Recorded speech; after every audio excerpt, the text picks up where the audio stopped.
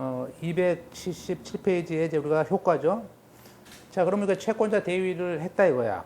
그러면 이제 지금 갑이 을에 대해서 병이 가지고 있는 권리를 을한테, 그죠? 이제 중요한 건 뭐냐면 채무자한테 효과를 가져오는 거죠. 그죠? 그래서 일단 효과는 채무자한테 효과가 돌아갑니다. 그걸 뭐 어렵게 뭐 귀속이란 말 써요. 따라서 대위 채권자가 채무자 권리를 행사한 효과는 직접 채무자인 을한테 있다. 그죠?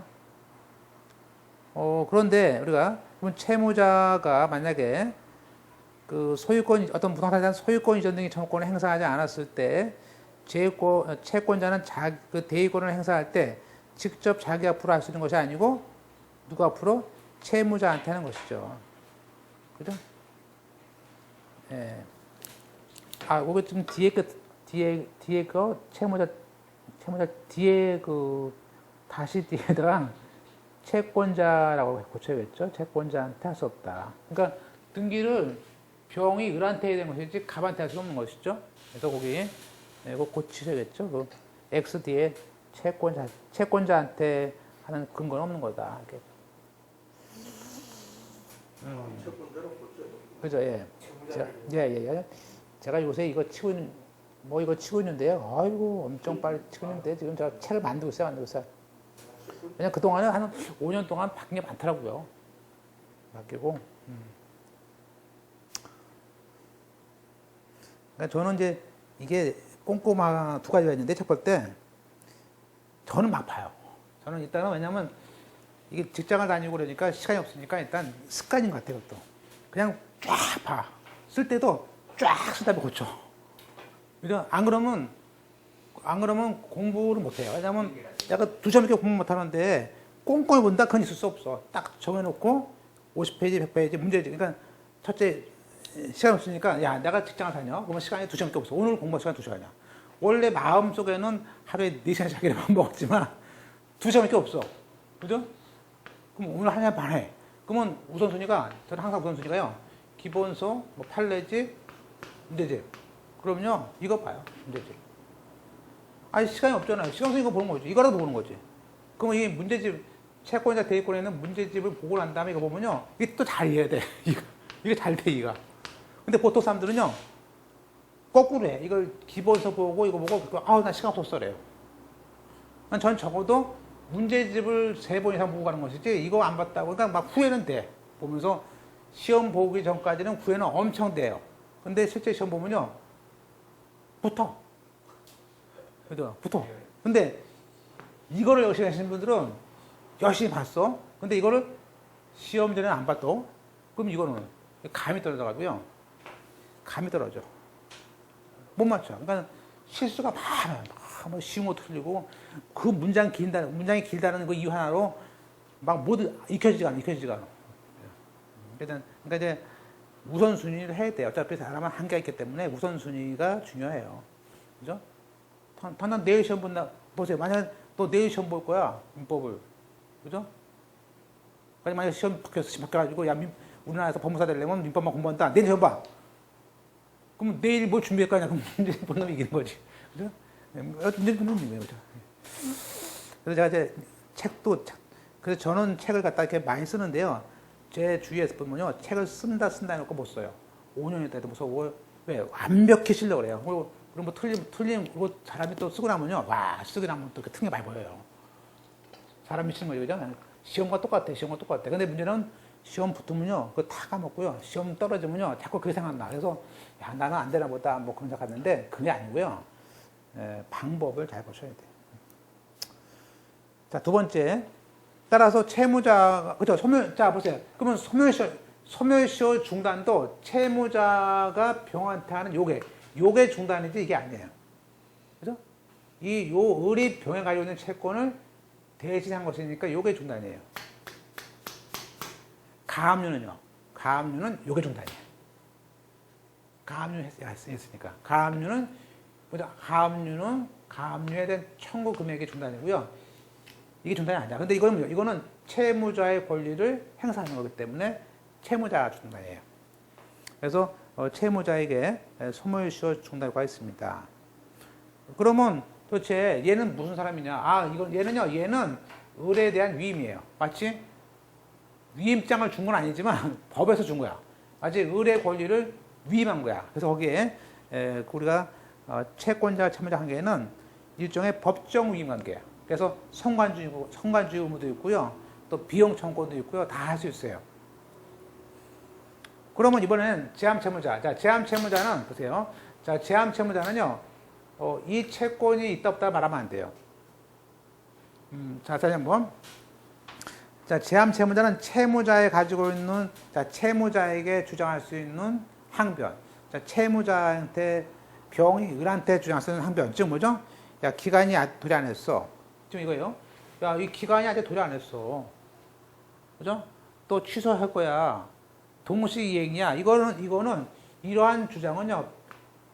가만히 주장할 수 있어. 갑이 대위행사입니다. 그럼 병이 야, 아직 동시이행이야. 얘가 물건을 줘야지 돈 주지. 할 수 있어요. 그래서 그런 주장 할 수 있는데 문제는 뭐냐면 두 가지가 나오는데 거기 우리가 오른쪽이죠? 네. 28페이지 A와 B와 C가 있어요. 먼저 C를 보세요. 먼저 C를 보세요. 제함채무자의 항변권 원형이 안 되는 게 있습니다. 볼까요? 자, 우리가 원칙적으로 시효이익을 받는 사람은 시효이익을 직접 받는 자이고 채권자 대유권의 경우엔 제함채무자는 이를 행사할 수 없다. 한마디로 이거예요. 지금 우리 지금 자기는 행사할 수 있는데 보세요. 병이 보니까 이게 도급 채권인데 이 도급 채권은 3년이면 소멸시효가 안 선대. 근데 이미 3년이 지났어. 그럼 병이 그런데 청구를 해. 그럼 병이 법을 잘하니까 야 3년 지났으면 소멸시효 민법상 단기 소멸된 거 아니야? 근데 얘가 주장을 안 하고 있어. 그럼 얘가 대체할 수 있어요? 소멸시효 이익은 얘한테 있는 것이 얘한테 있는 게 아니기 때문에 소멸시효 주장은 왜 네가 넌 줄 거만 주면 되는 거야. 얘가 그랬지. 야 너 네 거 줄 거만 줘. 남 거. 그건 남의 권리야 돼. 그래서 거기에 잘 나옵니다. 됐죠? 그래서 다른 말로 하면 그 제함채무자는 채무자에게 채무를 부담하는 것이기 때문에 돈을 주면 되는 거야. 그러니까 언더라인이 채무자가 채권자가 가지고 있는 항변으로 제함채무자가 그걸 원용할 수가 없어요. 소멸시효의 이익은 채무자가 하는 거야. 채무자가 가만히 있는데 네가 무슨 상관이 있어? 그죠? 아셨죠? 그러니까 얘가 달라 그러면요. 야 이거 소멸시효. 그럼 갑이 똑같은 얘기야. 야 너는 네 거나 줘. 너 줄 거나 줘. 그죠? 그러니까 일반인들이 어떤 건 가만히 싸우는 거 보면 일반인들 말 잘해요. 그죠? 법이 딱 맞아. 그죠? 예컨대 채권자가 채무자에 대해서 소멸시효가 완성된 경우에도 그 원용할 수 있는 사람은 시효이익을 받는 채무자지 채무자한테 빚을 지고 있는 제함채무자가 주장하면 되는 거예요. 자기는 주면 되는 것이지 네가 뭐죠? 그게 92년 판례입니다. 아셨죠? 이거 잘 나옵니다. 잘 나와.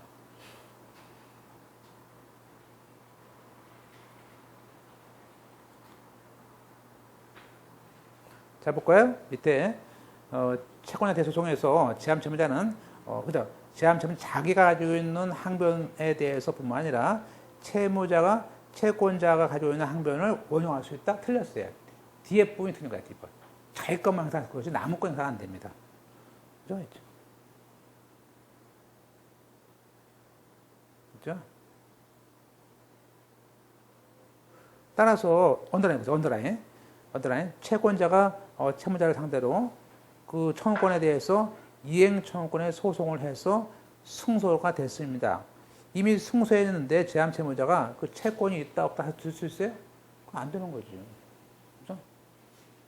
근데 물론 이제 얘는 이러겠지. 그 소송을 잘못해가지고 박아쳐가지고.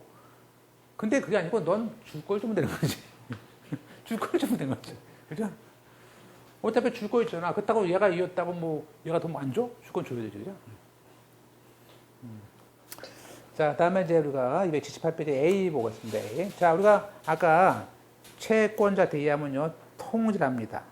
그러면, 자, 통지한 후에는요, 처분 행위가 아니면 유효합니다. 따라서 제함 채무자는 고치시고 제함 채무자는 채무자에게 돈을 갚고 이를 수령하는 것이 유령하기 때문에 알겠죠? 그러니까 돈을 받는 것은 관계없어요. 그러니까 야, 돈 줬어, 돈을 줬어라고 제함 채무자는 채무의 소멸을 주장할 수 있습니다. 두 번째 B번, 제함 채무자는 아까처럼 채무자한테 주장할 수 있는 모든 항변으로서 채권자에게 대항할 수 있습니다. 그런데 채권자는 자기와 제함 채무자에 대한 독자적 사정에 대한 사유는 주장할 수 없습니다. 요렇게 사정, 요거는 주장하는 게 아니에요. 이렇게. 자, 그 다음에 자, 판례 볼까요? 2003년도 판례, 4월달 판례 밑에 있습니다. 채권자 대위권을 행사할 때 채무자의 채권이 그죠? 채무자의 채권이 제함 채무자에게 관계없어요. 이 채권이 얘한테 채권이 존재하면 되는 것이지 뭐 대항할 수 있느냐 없느냐 관계없습니다. 자, 404조에 따른 그 대위권은 채권자가 채무자에 대한 자기 채권을 보존하기 위해서 채무자의 제함자에 대한 권리를 대행하는 것이고, 이때 보존의 채권은 보존의 필요성이 있고 이행기가 도래하면 된다.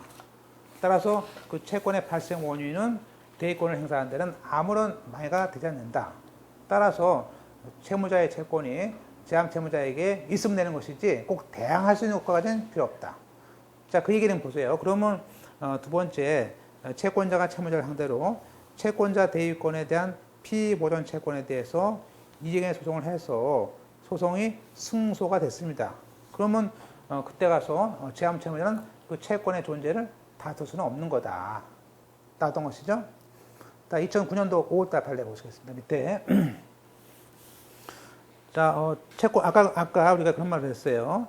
채권자의 대위권을 행사할 때 채권자가 제함 채무자에게 자기와 제함 채무자 사이에 독자적인 사정에 대한 사유를 주장할 수 있을까? 이 갑과 병 간에 뭔가 썸씽이 있어. 그죠? 갑과 병 간의 썸씽은 관계없고, 그건 주장하는 게 아니죠. 그죠? 그건 독자적인 것은 안 된다. 그 이게 뭐냐면 지금 요건 3번이에요, 3번. 보세요. 채권자가 어떤 가등기를 했어요.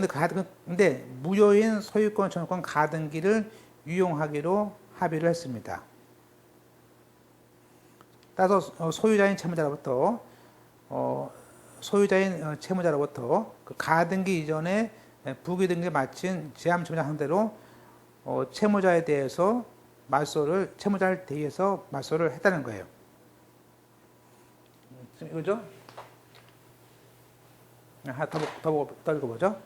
근데 채권자가 그 부기등기 전에 이전 등기죠. 그 부동산에 대해서 가압류 사실을 주장하는 것은 채무자가 아닌 채권자가 제함 채무자에 대해 가지는 사유다. 그래서 허용없었다. 지금 이런 얘기죠. 우리가 자, 소유권이 있고요.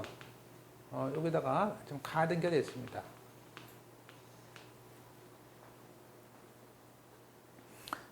지금 이게 채무자 거예요.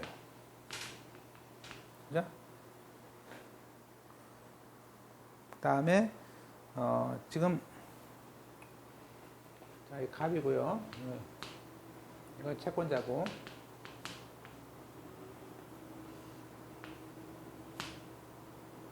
12번이다. 그러면 순위번호가 12번, 소유권에 가등기 해놨어요. 근데 가등기를 자 12-1 해가지고 부기등기로 가등기 그 이전 등기를 했어요. 이거를 누구한테? 병이죠. 병인 제3 채무자라죠. 지금 이거죠. 근데 이제 아마 지금 갑이 채무자에서 받을 게 있으니까 이 채권을 행사해야 돼. 근데 거기에 가등기가 돼 있어요. 그러면 이 가등기를 원래 가등기가 있는데 만약에 보세요. 만약에 가등기 사이에 가등기 사이에 만약에 여기에 가압류가 있다고 보세요. 얘가 해놨다고요, 가압류가. 그러면 우리가 가등기를, 종래에 있는 가등기를, 그죠? 이게 한 10년 지났어요. 그럼 10년 지나면 다시 마치 저당권처럼 이 가등기를 다시 써먹을 수 있을까 할 때는 이 사람의 요 가등기를 이전 등기할 때, 그죠? 가등기를 이미 무효가 된 10년이 지나는 가등기를 다시 병한테 가등기를 양도하고 싶어요. 그래서 이걸 양도를 할 때는요, 아무런 이해관계가 없을 때는 양도할 수 있어요. 그죠? 이게 무효등기 유형이죠. 양도할 수 있는데 마침 가압류가 있어. 그러면 이때는 이 사람의 승낙을 얻어야만이 이전할 수 있어요. 그죠? 그런데 이 사람이 오케이 했어. 승낙을 했다는 거예요. 승낙을. 그죠? 승낙했다는 거야. 뭐 어떤 이유로든 뭐 이유가 있었겠지. 뭐 여기 있는 금액을 내가 책임져라 하고 이렇게. 내가 책임지겠을 거야. 여기 5천만 원은 야 내가 책임질게. 승낙해줘. 그럼 가등기 넘어올 수 있잖아요. 이렇게 했다 그러지. 그럼 한마디로 이거는 채권자 제한채권자 사이에 뭔가 썸씽이 있었던 거야. 원래 갑을 병은 썸씽이 없어야 되는데 이건 썸씽이 있어. 그렇게 해서 승낙했으니까 그때 네가 대의를 행사할 수 없느냐? 그건 채무자가 할 얘기가 아니죠. 채무자가 할 얘기가 아니죠. 그죠? 이게. 계속 보세요. 3번에 다시 한번 채권자가 우리가 무효인 소유권 등기 가등기에 의해서 유용을 하기로 합의함에 따라서 자 소유자가 채무자입니다. 채무자를 소유자로부터 그 가등기 이전 등기라는 부기 등기를 마친 제함 채무자를 상대로 그죠? 그래서 가등기 말소를 구합니다. 그런데 이제 그런 말을 해요. 그런데 채권자 쪽에서 그 부기 등기 전에 이미 가압류를 주장하는 것은 부기 등기 전에 가압류했다라고 주장하는 것은 그것은 채무자 관계가 아니고 채권자와 제함 채무자에 대한 것이니까 우리가 그것은 허용할 수 없다. 그 전조는 안 된다는 얘기죠. 그래서 참조로 보시고요. 뭐 여기까지는 좀 그냥 CF 해놓으시고 그 내용 정도 이해하시면 될 것 같습니다. 그러니까 우리는 어떤 게 나왔냐면 그 밑에 2번이 한번 나왔었어요. 독자적인 것을 정할 수 없다. 그 다음에 이제 5번의 끝으로 이제 5번에 채권자 대의 소송의 판결입니다. 판결효력. 자, 우리가 채권자 대의 소송, 채권자 대의 소송은요. 소송은 뭡니까? 소송이라는 것은 누가 하는 겁니까? 채무자가 빠지고 하는 거예요. 그래서 채권자 대의 소송은요. 원고가 채무자의 권리를 위해서 누구를 피고 병을 상대로 제함 채무자를 상대로 합니다. 그러니까 소송의 판결의 기판력이라고 하죠. 기판력은 원고와 병, 갑과 병한테 미치는 것이지 채무자한테 미치지 않아. 그렇지만 채무자가 뭐죠? 우리 판례에서 눈이 나왔지만 채권자 대위했다는 사실에 대해서 통지를 합니다. 그러면 야 알아. 알 거 아니에요? 그러니까 이때는 그 안날부터 얘도 판결에 여기 미칩니다. 몰랐다면 안 미쳐. 그러니까 우리는 채권자 대위는 채무자가 알았을 때만 미친다는 말을 해요.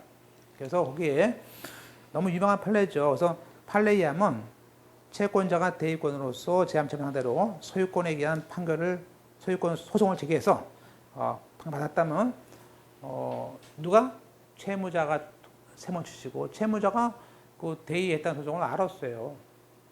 춘천에서 했대 둘이 싸웠대. 그러면 채무자가 나중에 난 몰랐다 할 수 있어요? 그건 재판에 미칩니다. 나중에 자기가 딴 말하면 돼야 안 돼요? 안 되는 거죠. 그죠?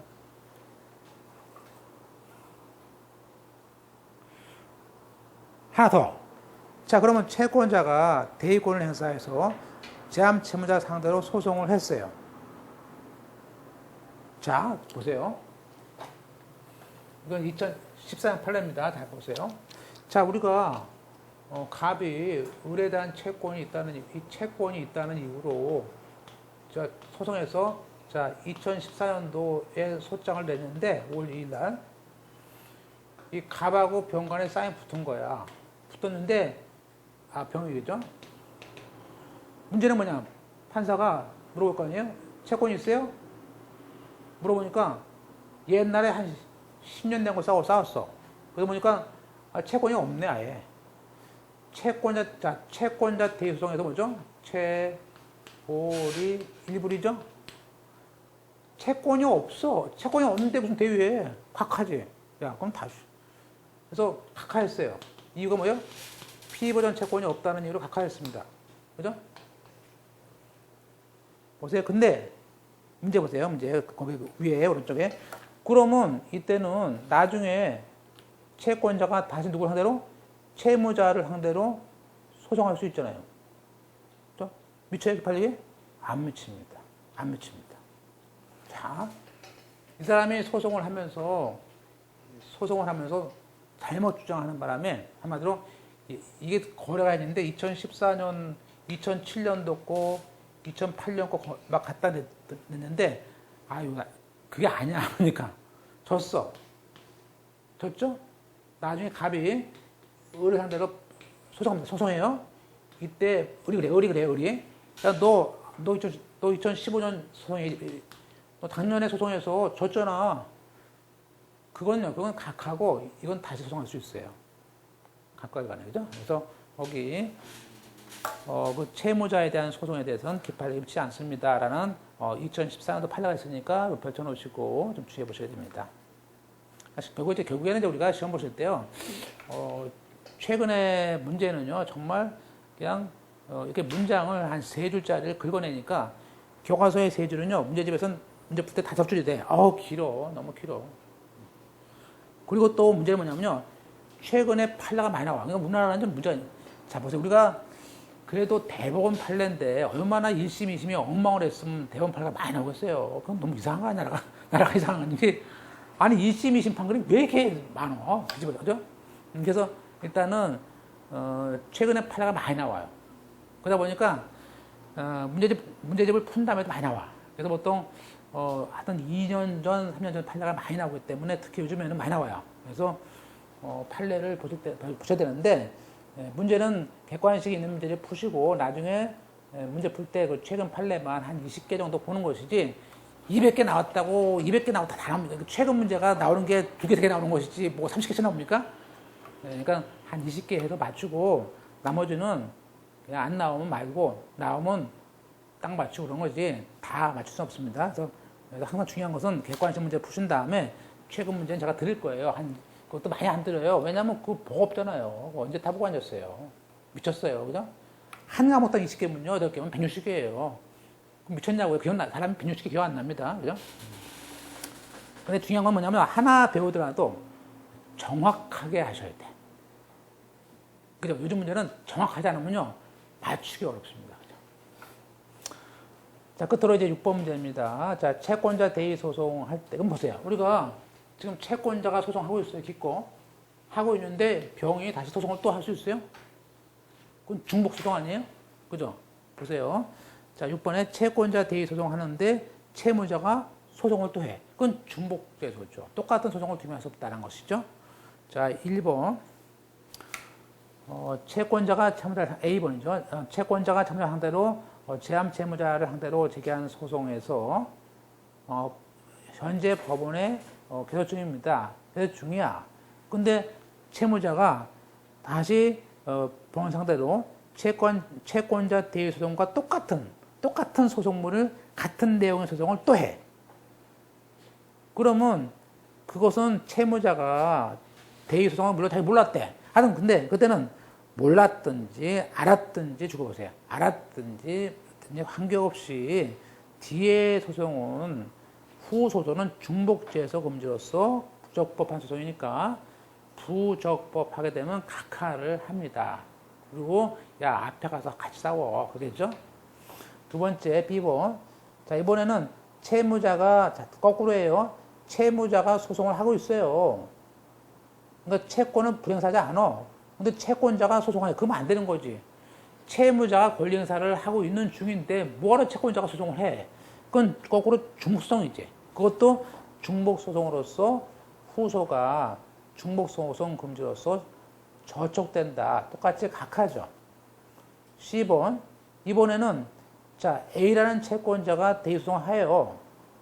근데 채권자가 또 다른 채권자 B가 또 소송을 또 해. 그러면 이것도 중복제소로서 각하다. 요 C번이 채권자 취소가 달라요. 요게 달라. 오늘 배우는 그죠? 그래서 A, B, C가 다 어느 하나 하고 있는 중에 끼어들면은 뒤에 거는 날아가는구나. 그것들을 알 수 있습니다. 그죠?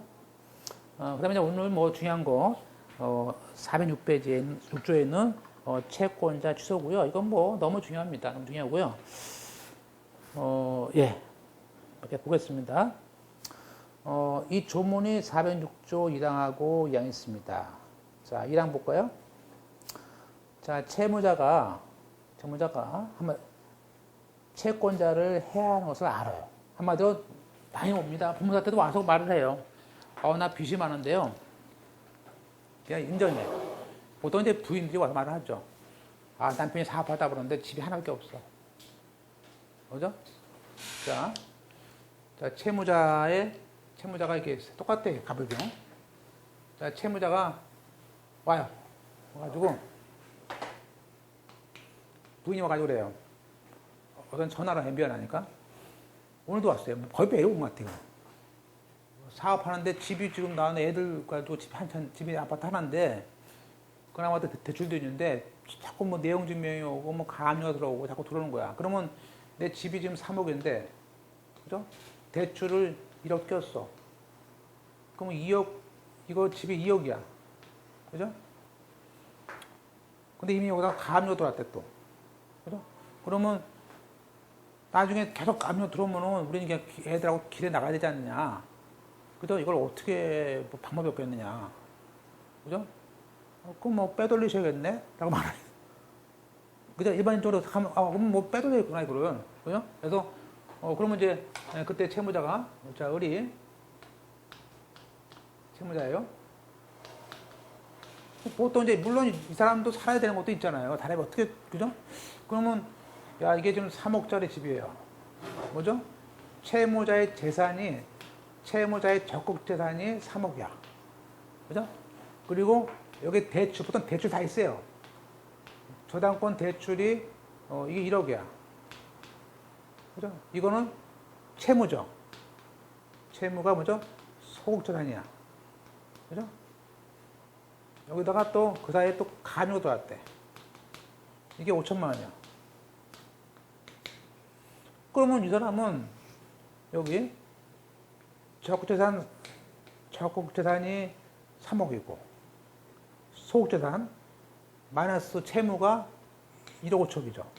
이걸 빼면은 순으로 1억 5천밖에 안 나가. 그죠? 그리고 계속 또 가압류 들어올 우려가 있어. 그럼 어떡합니까? 이 대부분 이제 싸우겠죠. 부부가. 싸우면 갈라서자. 에이! 가지고 이혼 얘기 나고 있죠. 야, 이혼하자. 그러면. 반은 부인 거 아니야? 그래서 을 완하고 둘이서. 자. 이럴 때, 그러면 을 완한테, 자, 이혼을 해요. 갈라서 자르고. 그런 다음에, 이혼에 따른 재산 분할을 해. 그리고 재산 분할에 따라서 소유권 이전 등기를 해. 그죠? 그러면 이렇게 재산 분할 하니까 가압이라는 사람은 어느 날 갑자기 이제 돈을 하도 안 주니까 가압이 채무자가 집이 있는 줄 알고 같이 술도 먹고 그러니까 같이 살아요. 딱 떼어보니까 이혼으로 뭐 재산 분할로 인해서 소유권이 넘어갔어. 부인 앞으로. 그러면 가압은 갑자기 열받아. 이것들이 지금도 왔다 갔다 하던데 보니까 이거 무슨 이혼을 했는데 같이 슈퍼 사니고 그래. 너무 사이가 좋아. 뭐야 이거, 그죠? 빼돌린 거 아니야? 라고 해서 이걸 과연 이에 대해서 이 채권자에 대한 행위가 채권자가 해야 한다. 그죠? 우리 을다씨한테 우리 제한채무자에게 한 처분행위, 이 재산분할 행위, 이런 법률 행위가 그것이 재산권적 행위고 그 행위는 나한테 채권자에게 해야 한다. 채권자의 채권을 침해한 거 아니냐. 그걸 이제 그래서 이 행위, 이러한 행위를 우리는 법에서는 사회행위라고 그래요. 사회행위다. 이거는 지금처럼 이거는 한마디로 뭐죠? 통정사 표시돼요. 통정사 표시. 우리가 민법상 108조에 따라서 둘이 짜고 하는 것들 통정의 표시 무효죠? 무효지만 이게 무효지만 또 취소할 수도 있어요. 이 행위는 무효인 행위도 되고 관계없어요. 그래서 요 예건데 뭐 2015년 9월 5일 날 있었던 재산분할 행위를 취소다. 취소하고 다시 가져와라. 라는 소송을 가비할 수 있는데 그러한 소송이 여기 406조에 채권자 취소권이고요. 이 취소권은 반드시 소송으로만 돼요. 소장을 내야 되나? 빼면 안 돼. 소장을 내야만이 되는 것이고요. 일정 기간이 또 있어야 돼요. 너무 늦으면 안 되고요. 보통 5년까지 기간인데. 그리고 이 채권자 취소 소송에 대해서는 결국은 이 채무자가 빼돌렸을 때 이 재산이 뭐죠? 적어도 무자력이 돼. 아까 똑같대요. 무자력이 돼. 이 재산보다 아까 뭐죠? 1억 5천보다 빚이 더 많아야 돼. 그죠? 네, 그런 이것도 무자력 행위가 필요해요. 그래서 우리가 보통 이런 사행이고요. 따라서 이러한 소송은 우리가 사행 취소다. 이거 우리는 사행이 취소 소송을 하게 됩니다. 그죠? 그리고 이 취소는 취소만 합니까? 자 보세요. 이때 보세요. 이 취소는 여기서 이 을완과 을과 사이에 요 재산 분할 행위를 취소하라. 취소하고 그리고 다시 이 재산을 백하라. 원상회복. 그러니까 취소와 원상회복을 하는 거예요. 두 가지가 아니라 계약을 취소하고 토해내. 원상회복해. 반환해. 또는 말소해. 또 원상회복하는 방법이 말소해, 반환해. 라는 방법을 합니다. 그래서 취소와 원상회복을 같이 합니다. 취소는 형성권이고 원상회복은 반환청구권이야. 그러니까 형성권과 채권이 같이 만나는 섞여 있어요. 자, 그럼 다시 한번 볼까요? 우리가 자 1항에 채무자가 채권자를 해함을 알고 재산권 나오죠? 다운표 치시고 재산권이에요. 재산권. 재산권을 목적으로 하는 법령을 했다면은 그건 당연히 채권자 보호를 위해서 그것을 나오죠. 취소 및 원상 회복을 반드시 법원에 청구한다. 했기 때문에 소송을 해야 됩니다. 다만 조문에는 취소 및 돼 있지만 취소만 할 수도 있어요. 소송을 취소만 할 수도 있고 원상 회복은 나중에 할 수도 있어요. 자, 그러면 그 행위로 보세요. 그러면 우리가 만약에 을한테 빼돌렸어. 그러면 이 사람은 채무자고 을와는 수익자예요. 다시 또 요거를 한 번 더 빼돌렸어. 사람한테. 그러면 전득자가 나옵니다. 그래서 우리가 수익자한테 할 수도 있고 그 전득자한테 될 수 있기 때문에 단서에 그러나 그 행위 사행위로 인해서 이익을 얻은 자가 수익자고 또 전득한 자까지에 대해서 그 행위나 전득 당시에 채권자가 해함을 알지 못한 경우에는 청구할 수 없습니다. 그러니까 만약에 보세요. 만약에 이 부인이 이렇게 했어요. 근데 이걸 다시 또 자기 동탄에 나가서 이걸 다시 갖다 팔았어. K한테. 그러면 K라는 사람은 제값을 준 거예요. 그럼 K가 문제가 있어. 그죠? K는 죄가 없잖아. 그죠? 죄가 없잖아. 그래서 그때는 보세요. 만약에 을완한테 이걸 취소하고 돈 내놔. 1억 5천만큼은 취소해. 그죠? 자, 여기서 사행은요. 사행은 3억은 아니죠. 왜냐면 이미 있는 금액은 빼야 돼요. 그러니까 1억 5천을 빼돌리는 거 아니야, 한마디로? 그러니까 요 앞에 거 빼야 돼요. 1억 5천, 1억 5천을 한마디로 1억 5천을 주든지 다시 남편 앞으로 돌리든지 둘 중에 하나 해야 돼. 그죠? 그러니까 부동산을 원위치 시키는 것은 원물 반환이고 1억 5천을 또 줄 수도 있죠. 부인이. 땡큐죠, 하면. 그러니까 그땐 가액 반환이고. 근데 문제는 뭐냐면 이게 또 팔아먹었어, 걔한테. 그러면 얘한테는 이 사람이 선의이기 때문에 관계없죠. 근데 문제는 뭐냐면요. 이렇게 이 사람이 또 알았을 가능성이 많아. 대부분 이렇게 전득자한테 파는 거는요. 또 이게 알았어가 많기 때문에 우리가 갑이 을, 완 둘 다 소송을 보통 해요. 그러면 얘도 피곤해. 왜냐면 이게 아기가 추정돼요. 아기가. 그러니까 한마디로 이때 거래할 때 이게 이 둘 사이 거래가 자기들끼리 결의했다. 계약서 쓸 때. 그러면 잘 인정 안 해요. 그건 짜고 칭하러 본 거죠. 그럴 때는 항상 그럴 때 어떤 물건을 할 때는 뭐 중개사를 끼고 이렇게 사야 돼. 법적으로. 중개사 끼고 계약금 정확하게 주고 잔금 주고 또 그것도 뭐 가격도 너무 싸게 하면 안 되고 약간 맞춰줘야 되는 것이지 안 그러면 얘가 피해보게 되겠어요. 그래서 우리가 얼마 전에도 목동에서 신월동에 사신 분인데요. 집이 4개였는데 이분이 샀어. 진짜 서로 몰라. 모르는데요. 우연히 이 사람은 목동 앞에 살고요. 신월동 살아. 그래가지고 이 사람이 이 아파트에 같은 층에 있는 건물도 집이 6개니까 마침 거기 살았어. 그러니까 법원에서는 소장 낼 때 얘가 야 너 같은 아파트니까 막 한 거야. 자기 집이 10개나 9개나 되는데 무슨 소리야 이거 막 그랬더니 얘가 또 그러는 거지 얘가 야 어떻게 거래를 하면서 중개사를 해야지 왜 니네끼리 하냐 계약이 맞잖아요. 아니 거래라는 것은 보통 아파트 취급할 때 네 말대로 모른다고 해놓고는 나중에 왜 계약은 니네끼리 했느냐 계약을 뭐 기자가 다 만나가지고 삽시다 그런 경우가 어딨냐고 그러지 뭔가 문제 짜고 친 거 아니냐 이게 가지고요 졌어요 얘는 얘한테 3억을 줬는데 또 3억 또 내려래 근데 이 사람이 왜 졌냐면요 보세요 원래는 이 사람이 목동역 앞에 있는 중개사가 있었어요. 중개사가 있었는데 딱 가니까 중개사가 이거 소개해 준 거야. 중개비를 안 주려고 그냥 산 거야. 그래가지고 나중에 이 사람을 불렀어. 이 사람은 알 거 아니야. 증인이. 그랬더니요, 이 사람이 그래. 자기는 중개비를 5천만 원 줘도 안 한대. 그런 중개비. 그러니까 이 사람은 물론 알아요. 서로 모른다는 거를. 근데 나중에 얘한테 했거든요. 증인은 안 나와요. 모르는데. 얄밉다고. 나중에 5천만 원 준다고 안 해.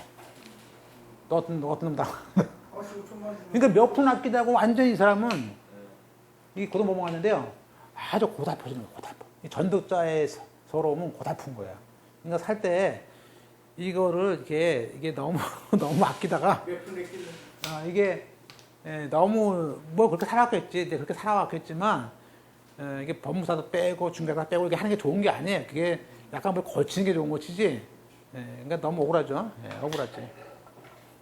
이 사람 집도 뺏기고 돈도 중도금 뺏기고 얘는 돈 없어요. 이게 없어요. 다 쓸 수가 없어. 또 변호사 비용도 내야 되고 골 아프죠. 하여튼 그래서 그런 문제가 일한 끝에 채권자를 해야 하면 이게 어려워요. 두 번째 이 소송은요, 제일 중요한 건, 자, 우리가 문제 상담할 때, 보세요. 이런 사람이 오면요, 즉, 갑이 옵니다. 이것들이 빼돌렸다고 오면요, 일단 물어봐야 됩니까? 그거 빼돌린 게 언제예요? 빼돌린 게 언제예요? 물어봐야 되면 먼저. 왜냐면, 이 양에 제철 기간이 있어요. 그런데, 취소, 그 계약을 한 것을 안 날. 그러니까, 취소의 원인을 안 날 또는 계약서, 계약한 날부터 5년이에요. 그러니까 이 기간이, 근데 한 7년 됐나? 그러면요, 상담 끝. 상담 끝에. 너무 어려웠어. 그래서 거기 다시 한번 취소 원인을 안 날입니다. 천천히 읽으세요. 취소 원인을 안 날 법률행위 있습니다. 즉, 계약한 날부터 3년입니다. 문제는 뭐냐면요, 이때 안 날이 뭐냐에 대해서 판례는 그 계약서, 아까 계약한 날을 아는 것만 부족하고 뭐라고요? 채권자를 해야 하는 것까지 알아야 된다고 말하고요. 이때 법률행위 한 날은 실제 법률행위가 이루어진 날을 말합니다. 그죠? 그죠? 그 다음에 넘어가서 그렇습니다. 자, 몇 가지 의의부터 볼까요? 이제 결론적으로 이제 개념이죠. 의의의 다음 페이지입니다. 81페이지에. 채무자가 채권자를 해함으로써 그렇죠. 무자력이 됐습니다. 그러면 채권자는 돈을 받을 수가 없어. 한마디로 빼돌린 것 때문에 만족을 얻을 수 없어. 그럴 때 채권자가 야 그러면 계약을 취소하고 다시 원상 회복을 구하는 권리입니다. 그 성질은 두 가지. 그 어떤 것을 취소하고 원상 회복하라는 취소한다는 말은 형성권이고요. 원상 회복이라는 것은 뭐죠? 야 등기를 말소해 돈을 내놔라는 채권적 청구권의 결합이에요.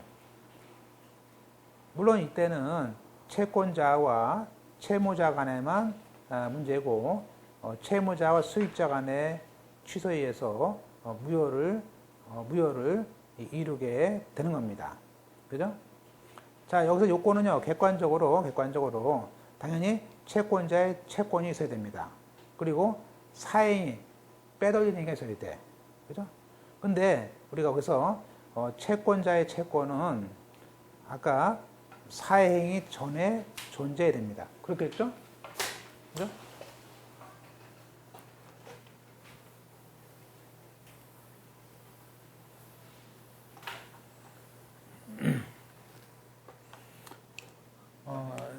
자, 갑이 친구입니다. 친구예요. 그런데 얘가 얘한테 자, 2011년 5월 달에 1억을 빌립니다. 그리고 2012년 또 5월 달에 2억을 빌려요. 2013년 5월 달에 3억을 빌려요. 2014년 5월 달에 4억을 빌립니다. 이게 진짜예요. 이게 진짜. 그래서 빌린 게 한 8억 5천 되더라고요. 그래서 이때 불안하니까 공정증서를 만들어줍니다. 뭐 이유는 있어요. 이게 한 친구 아니야. 근데 뭐 또 집을 짓고 또 그러니까 또 하여튼 그런데 그러다가 이제 이때쯤 가서 거의 부도가 나는 거죠. 부도가 나죠. 그래서 이 사람이 이제 2014년 말에 자기가 지금 뭐 거기다가 주택을 그죠? 전원주택도 짓고 그러는데 돈이 필요하니까 최고로 이제 4억 달라니까 얘가 4억 줍니다. 그리고 여기에다가 이제 설정을 해요. 완전 사행이죠. 을 소유 유일한 땅인데 물론 이제 을은 서울에 자기 집이 있어요. 집이 있습니다. 집이 이게 3억인데 저당권은 4억이에요. 저당권하고 이거 임차권이 같이 있는데요. 이게 4억이야. 그럼 뭐예요? 이런 걸 깡통해버렸어. 그죠? 깡통이죠? 그런데 이 땅에다가 여기다가 이제 여기다가 3억짜리에 대한 저당권을 설정합니다. 병한테. 근데 이제 저 이때인가 오셨어요. 와가지고요. 제가 그래서 아니 이거 여기 줬는데 보세요. 그러면 이 저당권 설정하는 게는요. 2014년 12월 5일 그래요. 그래서 우리가 왔길래 설정을 떼어봤어요. 그랬더니 이걸 이제 주고 난 다음에 나중에 또 돈 달라니까 돈을 또 달래. 그래서 그때 왔는데 보니까 이게 들어와 있더라고요. 그래서 이게 뭐냐 그랬더니 얼굴도 아주 깨끗해. 그거 아무것도 아니다. 이거는 이 사람이 건축업자래. 그래서 돈 준 게 아니고 건축업자라서 이 장착 건물을 지면은 공사대금 안 줄까봐 걸어놓은 거래. 걱정하지 말아라. 할 수 있죠? 그래서 제가 볼 때는 걱정해야겠다. 그래서 여기다가 일단 내용 증명 보냅시다. 그러면 또 보니까 또 거기서 무슨 소리냐? 내용 증명 보내면 또 사람 뭐 얼굴이 있고 지금 얼굴이 문제가 아니라 지금 돈이 얼마나? 그래서 결국에는 나중에 보냈어. 근데 결론적으로 그럼 뭐예요? 그러면 이미 이 사람의 재산 보세요. 이 사람의 재산은요. 여기 있는 땅에 3억짜리가 있어요. 물론 재산은 보세요. 재산은 6억이에요. 6억이지만 이 사행이 2014년 12월 5일 날 사행이고요. 사행이 전에 이미 채권이 있었어요. 그죠? 그 전에 있잖아요. 이렇게. 그러면 그 당시에 보세요. 6억이 있지만, 6억, 이것만 보면요. 6억만 보면은 여기까지만 사행이죠. 여기까지는 사행이 아니지. 그죠? 충분히 돈을 줄 수 있잖아, 6억을. 그런데 문제는 뭐냐면, 그렇게 겉으로 보면 사행이가 아닐 수 있지만, 이게 뭐야? 3억이에요? 3억은 아니잖아. 이미 저당권과 저당권하고 세준 게 있잖아. 깡통 하나요. 그럼 이거 뺍니다. 재산에서. 3억이에요? 이거 3억 빼죠? 없잖아. 거의 무자라고 빠진 거죠. 물론 이 사람은 전세 또 2억이 있더라고요. 근데 전세 이것도 그 나이에 또 뺐어요. 정말 뺐어. 그래서 이런 결국에는 요 저당권 설정하는 행위, 이 저당권 설정하는 행위가 결국에는 이게 사행이다 볼 수 있죠. 물론 조건상은 요 채권보다 먼저 발생이 돼요. 한마디로 돈을 먼저 푼 다음에 설정하는 거죠. 그래서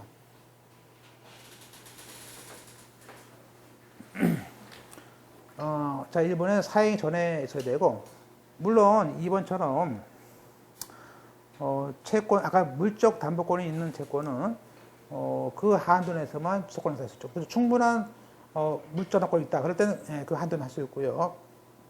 물론 이 경우에 그러면 이번에는 자 3번에 비금전 채권이 되느냐? 이건 안 됩니다. 아까 대유권은요, 내가 등기 안 해주니까 할 수 있고 그렇지만 3번은 어떤 특정물, 내가 어떤 A가 B한테 특정물에 대한 소유권 등기 조건을 위해서 채권자 취소는 안 됩니다.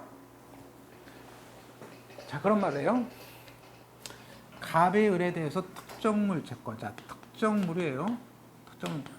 그런데 어떤 아파트에 대해서 201호는 그죠? 제가 특정해놓은 특정 채권이죠. 바꿀 수 없는 거죠.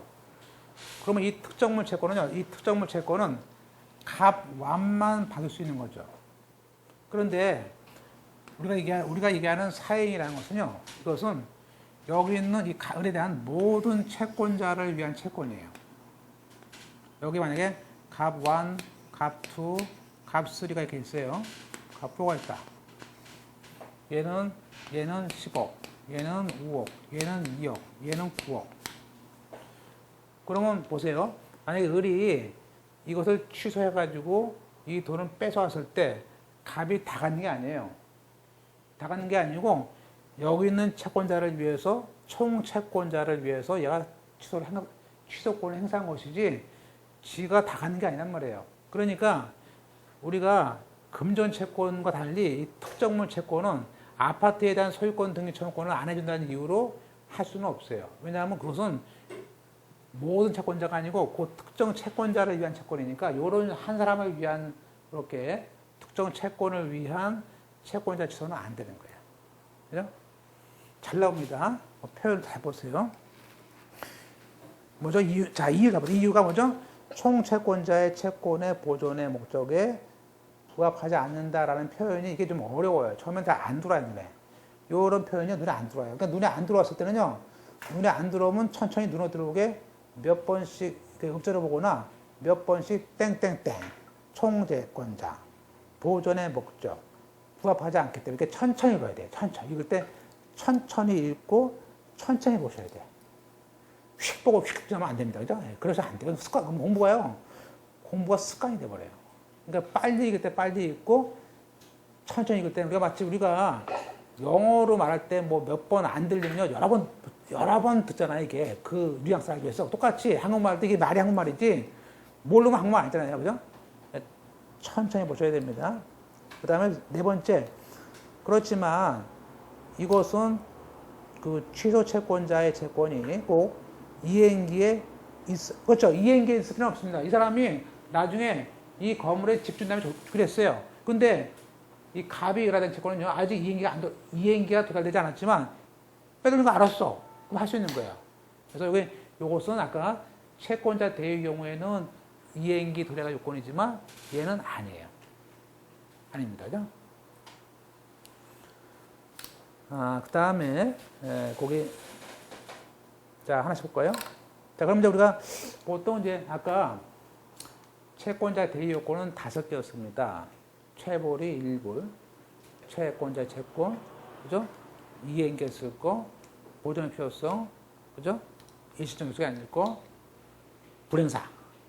여기는요, 요건이 3개입니다. 써놓으세요. 최사악. 채권자의 채권이 있을 거, 사행이가 있을 거, 악의가 있을 거. 그러니까 어디에 써놓으시냐면 거기 박스 요건에다가 보세요. 객관적으로 채권자의 채권, 최사. 그 다음에 뭐죠? 거기다 써놓으세요. 악이라고. 플러스 해가지고. 채무자나 수익자의 악이에요. 그래서 보통 최사악 외워요. 채벌이 일부가 최사악. 이렇게 외워가지고, 2차 할 때는 그냥 쭉 또 쓰는 거죠. 그러니까, 그죠? 자, 그러면 우리가 채권자의 채권을 다른 말로 피보존 채권인데 이것만 하나 보고 우리가 마치겠습니다. 자, 우리가 갑의 채권, 이제 취소하는 채권자의 채권은 원칙적으로 금전 채권만 되고요. 특정물 채권은 안 됩니다. 그죠? 그 다음에 뒤에 그 분할이라든지 이원 따른 분할 나중에 보고요. 그 다음에 발생 시기는요, 사행이 전에 했을 것을 요합니다. 그죠? 그죠? 일단 자기가 돈을 빌린 다음에 빼돌린 걸 말하는 것이지, 그죠? 그 반대는 아니라는 것이죠.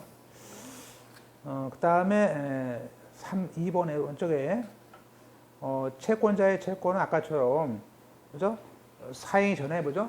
2011년, 12년, 14년 이런 식으로 사행이 전에 발생된 것이 됩니다. 근데 예외적으로 가까운 장래의 채권이 발생할 고도의 개연성이 있었을 때, 자, 이런 말을 해요. 채권이 발생할 고도의 개연성이 있었고, 실제로 채권이 발생했을 때는 취소 채권자의 채권이 될 수가 있다고 말합니다. 그래서 이렇게 예외적으로 가까운 장래에 고도의 개연성이 있었을 때, 주로 이제 보증금 말 듣고 있습니다. 나중에 한번 볼 겁니다. 3번의 이행기. 우리가 이행기 도래는요, 채권자의 취소권이 아닙니다. 그것은 채권자 대유권이야. 잘 나옵니다. 조건부, 기한부도 가능합니다. 그 다음에 피보존 채권. 자, 아까, 자, 우리가, 그럼 우리가 피보존 채권을 초과하는, 보세요. 이 사람 보세요. 이 사람은, 자, 얘는요, 지금 뭐예요? 만약에, 자기가 만약에, 지금 여기서 보세요. 지금, 값을, 자기가 받을 채권이 지금 뭐예요? 7억, 10억이죠. 10억의 한도 내에서만 행사할 수 있는 것이죠. 그 이상은 안 되죠. 네, 뭐 한도가 있어요. 한도가. 따라서, 우리가, 자기 채권을 초과하는 취소권 행사할 수 없습니다. 그리고, 채권자의 채권은 언제까지 사행 이후라도 소송의 사실심 변론시까지 이자나 지원 손해금까지는 받을 수가 있습니다. 그러나 10억까지예요. 우리가 보세요. 이 사람의 채권이요. 우리 갑 1, 갑 2, 갑 3, 갑 4. 4명. 저 4명을 합하면요. 26억이 돼요. 그죠? 그러니까 이 사람 갑은 10억까지만 할 수 있고 26억은 안 돼. 근데 우리가 나중에 집행법상 배웠을 때를 보세요. 집행법상의 압류나 추심은요, 얘가 26 할 수도 있어. 아니, 전에 했다면. 그래서 만약에 여기 있는 채권을 다 할 수 있어요. 저게 아니고. 15 가지고 100억도 할 수 있어. 그죠? 근데 이제 요거는 요 채권자 취소하는 만큼 할 수 있는 거야. 그죠? 그 다음에 이제 우리가 만약에 이번에 그 피담보 채권이 담보가 되어 있다. 우리가 물론 이제 충분한 담보가, 보세요. 동그라미 2번. 자기가 만약에 갑이라는 사람이 담보가 있어요. 충분한 담보가 있다면요. 그때는 할 수 없죠. 그죠? 담보가 있으니까. 그런데 1번에 대보시면요. 그게 아니고 보증인이 있어. 보증인이 있다고, 그럼 보세요. 자, 의리 그래요, 의리. 우리 그런 말을 해요. 야, 내가 너한테 10억 줄게 있어. 10억 줄게 있지만 내가 여기다 설정했어. 근데, 야, 내가 우리 아버지가 보증했잖아. 보증인이 있잖아. 보증인이 있는데 무슨 사행이야? 그죠? 보증인이 있는데 사행이야? 근데 보세요. 이게 보증인이 아버지의 아파트라든지 부동산이 아니고, 그냥 아버지가 사인만 한 거야. 지금 뭐죠? 1번. 그냥 인적 보증이야. 그죠?